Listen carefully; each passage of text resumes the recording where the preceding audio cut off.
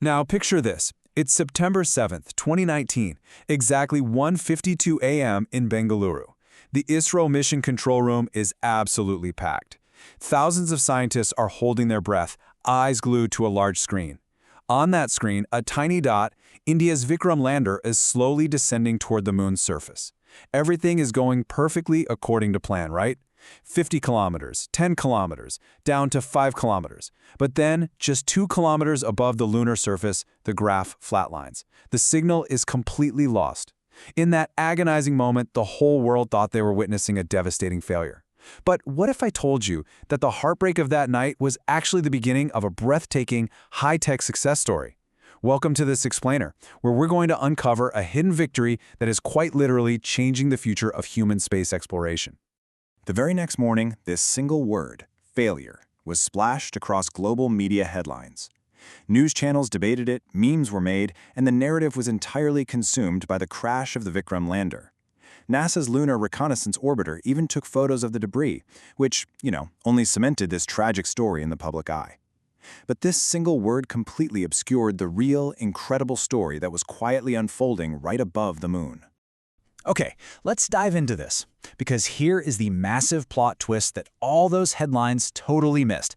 The Chandrayaan-3 mission wasn't just a single machine, it was a two-part mission.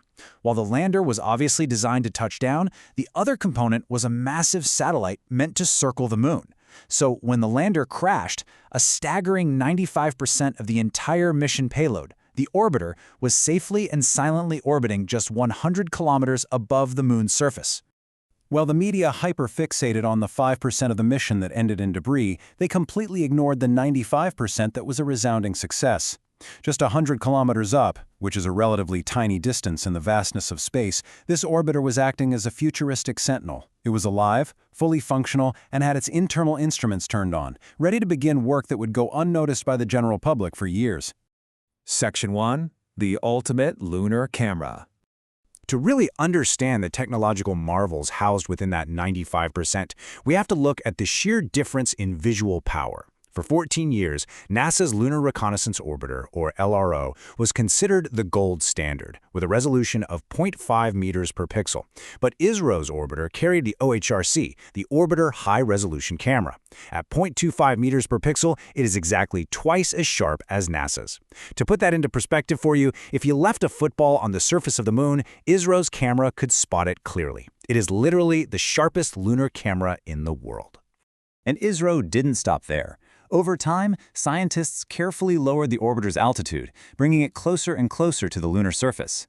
By doing this, the OHRC achieved an absolutely mind-blowing resolution of 16 to 17 centimeters per pixel.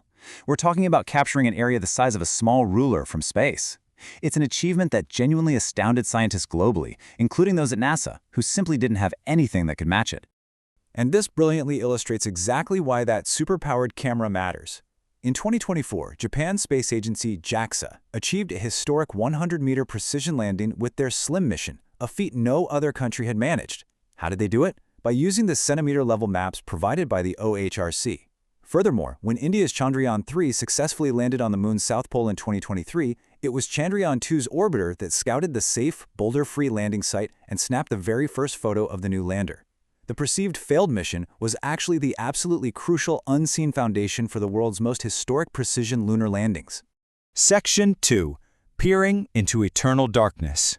Now, this is where the narrative shifts to some of the most extreme, mysterious environments in our entire solar system.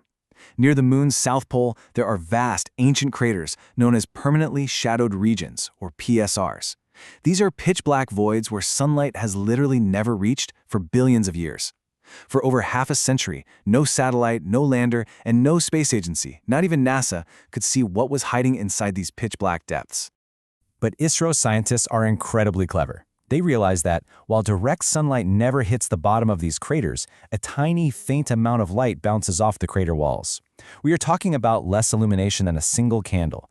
Yet, the OHRC is so intensely sensitive and powerful that it used this unbelievably faint, bounced light to capture the very first clear views inside these pitch-black regions. It achieved what no other orbiter in history had been able to do. But within these dark regions, there's an even more extreme environment: doubly shadowed craters. These are smaller, incredibly deep pits tucked inside the larger PSRs. They are completely cut off, not just from direct sunlight, but from any outside reflected heat whatsoever. In these micro-craters, time basically stands perfectly still. Nothing melts, nothing shifts, nothing has changed for eons.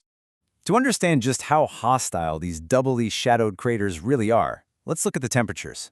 Your home freezer? That runs at about minus 80 degrees Celsius. These craters sit at a bone-chilling minus 248 degrees Celsius, or just 25 Kelvin. That makes them one of the absolute coldest natural places in our entire solar system. To put that in perspective, that is colder than the surface of Pluto and colder than the poles of Mars. Section 3. The Water Ice Discovery. Prepare yourself because recent groundbreaking data released on May 28, 2026 by India's Physical Research Laboratory, or PRL, changes everything we thought we knew. To truly understand these freezing pits, scientists used another instrument on the Chandrayaan-3 orbiter, the DFSAR radar. Now, radar doesn't need light at all. Instead, it shoots radio waves straight into the eternal darkness. It acts exactly like an X-ray, penetrating the lunar surface to reveal what is buried underneath the ground.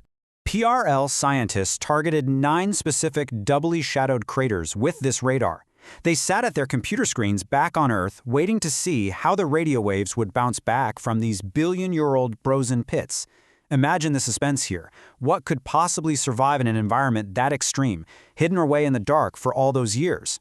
So the crucial point is, the radar response from 4 of those craters, specifically with the strongest evidence coming from the Faustini crater, showed something absolutely incredible. The signals indicated there were no rocks, there was no soil. The DFSAR radar found massive deposits of ancient frozen water ice, quietly waiting in the dark exactly as it has been for billions of years. And this wasn't just a theory, folks. The findings were published and peer-reviewed in the prestigious NPJ Space Exploration Journal, sending shockwaves through the global scientific community. And here's why this specific discovery changes everything. The radar proved that this massive amount of ice is incredibly accessible. It wipes out the need for us to invent complex, heavy, deep drilling equipment. To get to this water, future astronauts will really just need to do some basic surface digging. Section 4. Blueprint for Lunar Colonies. So why does finding accessible ice matter so much? Because finding water ice on the moon is literally the holy grail for sustaining a permanent human base. Think about it. Once you dig up that surface ice, you can melt and filter it to provide drinking water for astronauts. But it goes so much further than that. You can split that water into its core elements. You separate the oxygen and suddenly you have breathable air for an entire colony. You separate the hydrogen and boom, you have rocket fuel. This means we won't have to launch heavy, expensive resources from Earth. The moon will basically act as a self-sustaining gas station and habitat. Let's move to the timeline and see how this builds an incredible roadmap for our future in space. We've already seen JAXA's SLM land perfectly in 2024 using this orbiter's maps. We have the groundbreaking PRL water ice discovery powered by the DFSAR radar. Looking ahead to 2028, India's Chandrayaan-4 sample return mission is planning its complex landing using those precise OHRP photos. And future international joint missions like LUPEX, ultimately leading to human colonies, are all heavily relying on this exact foundation. Over the next decade, every major global lunar space mission will owe a massive debt to the tireless work of this single orbiter. For years, a false media narrative convinced the world that Chandrayaan-2 was a total failure, focusing entirely on a 5% crash while 95% of the mission soared. But today, the truth is undeniable. This silent, futuristic sentinel not only mapped the moon with unprecedented clarity, but found the very water that will keep future astronauts alive. So I leave you with this. Knowing what we know now about the ice waiting just beneath the surface in the eternal dark, are we finally ready to call the moon our second home? Look up at the moon tonight and remember the hidden victories circling it right now. Thanks for joining me on this explainer and keep staying curious.